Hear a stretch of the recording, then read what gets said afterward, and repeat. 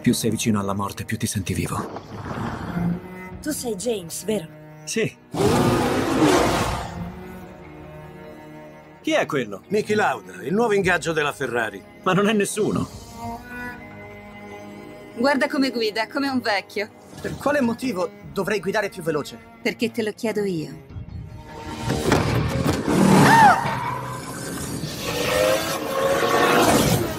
È un duello assolutamente incredibile tra due grandi piloti. La prossima volta ti batto. Non hai speranze, pensi solo alle feste, per questo piaci a tutti. Sì, lo so, sono terribile. No, non sei terribile, sei quello che sei a questo punto della tua vita. Non basta essere veloci per essere un campione, devi crederci. È tutta la vita che aspetto questo momento.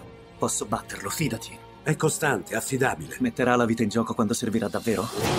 Benvenuti al duello più appassionante del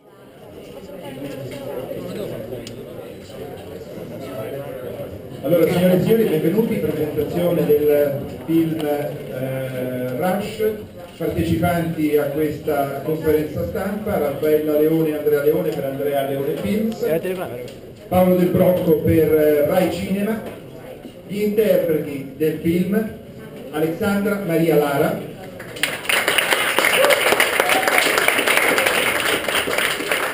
Pierfrancesco Favino, Daniele, Bruhl, Niki Lauda, Chris Hemsworth,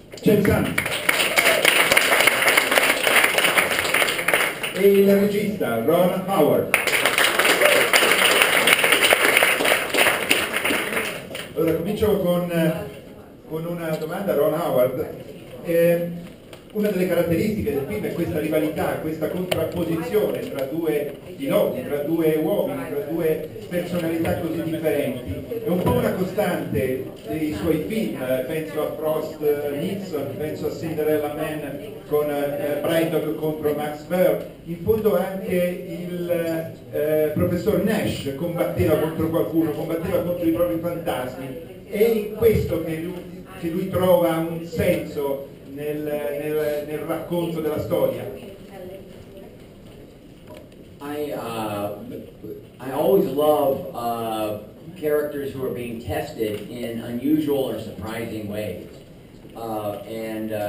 so I search for that in stories, and of course in extreme situations, mathematicians, astronauts, firemen, Formula One drivers, you have individuals who are not like the everyman. They're willing to go to extremes to try to prove something, to test themselves. And yet we, the audience, get to discover that they are very much like the rest of us in certain ways, in other ways. So that combination I find very entertaining. And I enjoy that as a director. Possiamo cominciare con le altre domande. Io ho una domanda per Chris e una domanda per Ron. Prima Ron, io ho visto che in tutti i tuoi film aleggia comunque sempre il tema della morte, preso da un punto di vista diciamo positivo, non negativo. E anche in questo film il problema che spesso c'è per i piloti è questo alleggiare della possibilità di poter morire. Allora io volevo chiederti che rapporto hai tu in tutti i tuoi film con questo tema? E poi una domanda per Chris. Chris, il tuo personaggio in questo film vive sempre tutto un po' l'eccesso, abbiamo detto anche prima, insomma è un personaggio che si trova sempre in uno stato borderline della vita, sia positivo che negativo. Volevo chiedere che rapporto hai tu con questo tipo di personaggi e anche nella tua vita che rapporto puoi avere con questo tipo di situazioni? Grazie. Okay. Well, I think the way we relate to death is one of the defining qualities of any human being, and one of the mysteries, because different people cope with that possibility in various ways, and it's always fascinating to me. I thought both of these characters had a very interesting perspective on death, as probably any Formula One driver, and particularly in the 70s, must have had. But I thought that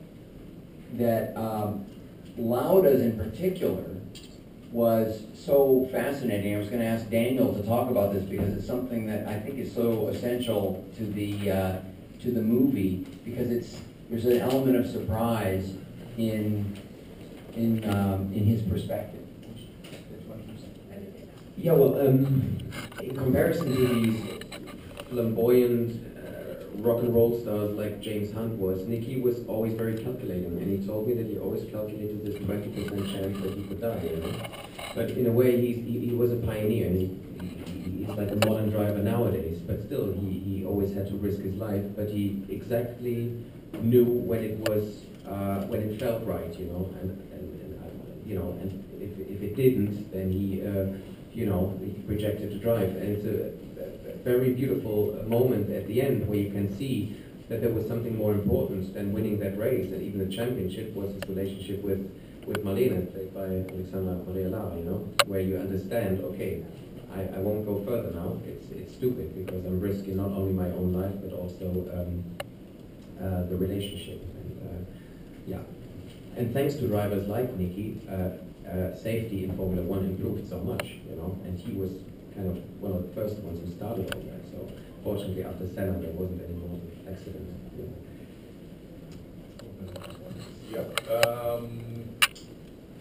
I mean, unlike Niki's approach to driving, but as Daniel said, was the mathematician and would study and calculate what he was about to do. James, I think, was obviously a far more visceral, gut instinct, intuitive approach, and that also was consistent right through his life. I think if he felt something and there was a desire or a need to do something, he would do it, you know, from a very physical standpoint.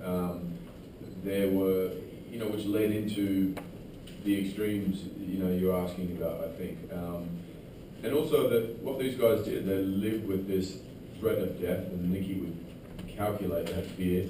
James would try and avoid it. And I think by indulging in other activities, you know, whether that was, you know, drinking or the women or whatever, but a lot of those guys, I think, they had to find an outlet to it, you know, for that fear. And, you know, a number of guys in the 70s and prior were dying every season. And, I mean, they're combat statistics. And what was the other? Yeah, I think what I relate to with, I think what these guys do is, you know, that fear of death, there's an immediacy that gives you, and it forces you to be in the present. If death is the alternative to not focusing, then you're probably going to focus. And, you know, in a world where you're constantly thinking about tomorrow or next week or the future or the past, not so much right now, activities like that snap us into the moment and force us to be 100% present, I think, you know, appealing on a number of levels. And I don't take it to the extremes that these guys do, but you know, anything that forces me to focus on right now and not somewhere else is refreshing. You know? Ecco, volevo fare una domanda ad Alexandra Maria Lara, una curiosità. È vero che il colloquio decisivo con Ron è avvenuto via Skype mentre lei era in Cina a pelare le cipolle?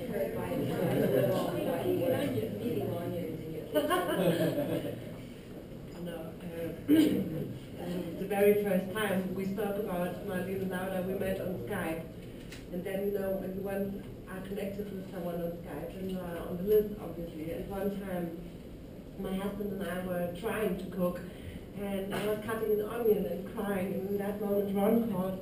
I can't remember, he wanted to ask me something about Marlene. I can't remember anymore. I was hesitant. I didn't know if to answer the Skype call with tears cutting the onions, looking very bad in that moment. Yeah, but it was very nice to meet Ron on Skype, yeah. I just read the script.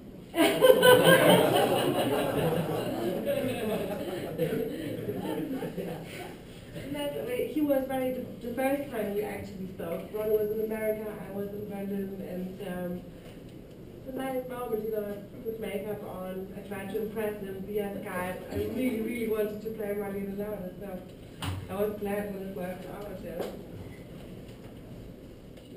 Domande? Volevo fare una domanda a Ron Howard, volevo sapere del rapporto con Peter Morgan. Innanzitutto da dove viene l'idea principale, se è sua o di Morgan, e durante la realizzazione del film come ha trattato la sceneggiatura, se era un testo inviolabile o se è stata adattata di volta in volta alle esigenze che si presentavano. Grazie. Peter and I had worked together on the adaptation of the movie adaptation of Frost Nixon and became friends. And he discovered this story and told me about it, and I recognized the same things that he did. A fantastic combination of very unique, fascinating characters and you know, an exciting world that they inhabited. That's first. We worked on the script together and kept applying research, you know, comparing creative ideas, later rehearsing with our cast, learning more, and the script kept evolving. And while the writing was wonderful, Peter is always open to new ideas, and is also a producer on the film and a wonderful collaborator. Volevo sapere se da entrambi gli attori, Chris Hemsworth e Daniele Bruhl, se fossero già fan, se seguissero la Formula 1 già prima, oppure leggendo la sceneggiatura si sono dovuti confrontare con qualcosa di sconosciuto e quindi fare ricerche sullo sport, le regole, i più famosi protagonisti di questo sport.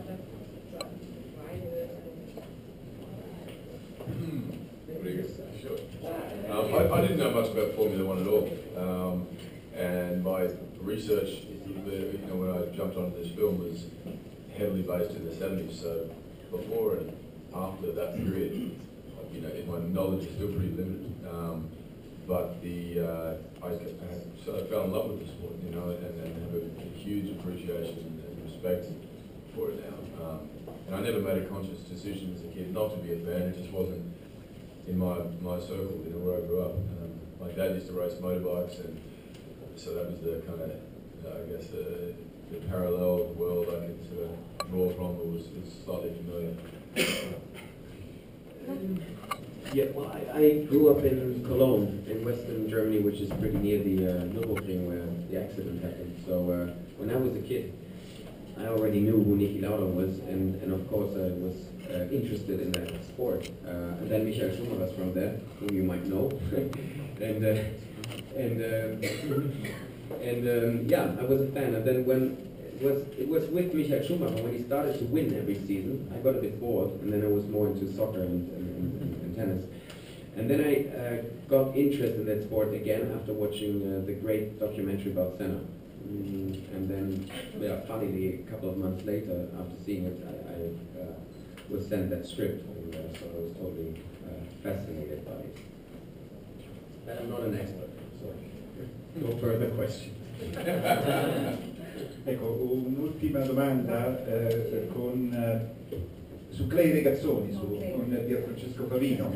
Regazzoni è una figura chiave nella vita di Niki Lauda, perché è il pilota che lo ha portato di fatto alla Ferrari. Pensava di vincere in realtà lui, Regazzoni, ci andò vicino nel 74, poi Lauda vinse nel 75 e poi è successo tutto quello che è raccontato nel film. Regazzoni Favino si sente più vicino alla figura di James Hunt o del suo ex compagno di squadra Niki Lauda? No, Regazzoni credo si sentisse lui più vicino a James Hunt come attitudine. Insomma, non era propriamente il pilota moderno e disciplinato che poi Niki Lauda avrebbe portato sulle scene del primo, cosa che forse ne aumentava la simpatia. Aveva una pasconaggine anche nell'aspetto, che lo rendeva, almeno anche nella mia memoria, estremamente affascinante, immediatamente simpatico. E penso che avesse, grazie a questo, anche una generosità che poi ha avuto modo di dimostrare successivamente nella sua vita dopo l'incidente che lo ha colpito, facendo cose anche molto molto belle per tutte le persone che poi si sono trovate ad avere un problema di handicap. È una cosa che ho scoperto ovviamente lavorando al film. Io non credo di avere, innanzitutto, io sono un pochino più regolato, diciamo, però forse c'è una generosità che capisco, che mi appartiene, è un modo che condivido, è un modo anche di non avere invidie dove riconosco per esempio che c'è una qualità. Grazie. I would just like to say quickly that the casting was very exciting for me. First Daniel, Alexandra, then Chris, just, discovering Chris through this fantastic audition. But when I thought about Play Regazzoni, I only thought of one person. And yet, it wasn't the star of the movie, but to me a very important part. And I was so flattered when Pierfrancesco agreed to be our Play Regazzoni. And he brought, believe me, there was much more in the movie than there was in the script because of his creativity and talent. And it was a pleasure to work with Pierfrancesco again. Grazie. Il film il giovedì 19 settembre, wide release, oltre 400 copie. Grazie.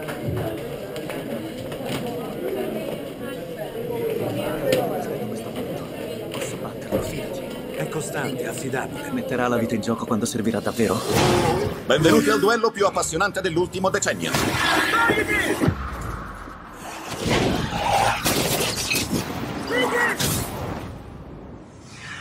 Il campione del mondo Niki Lauda, intrappolato in un inferno di 1000 gradi centigradi. Parlami, James. Non metterti con uomini che per trovare la normalità vogliono uccidersi. Cosa ha detto sua moglie quando ha visto la sua faccia? Ha detto, non serve una faccia per guidare, serve il piede destro. Mi sento responsabile per quello che è successo. Perché tu vincevi mentre io lottavo con la morte.